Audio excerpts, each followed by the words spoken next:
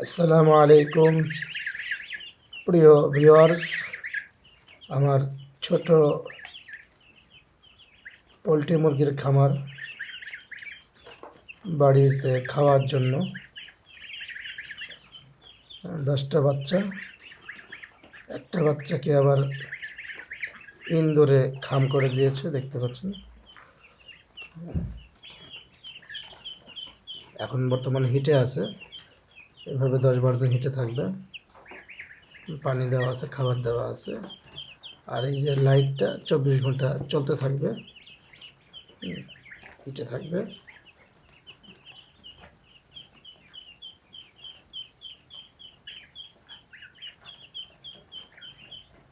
কেউ ঘুমাচ্ছে, কেউ ঘুরে বেড়াচ্ছে। রাত বাজে 12টা,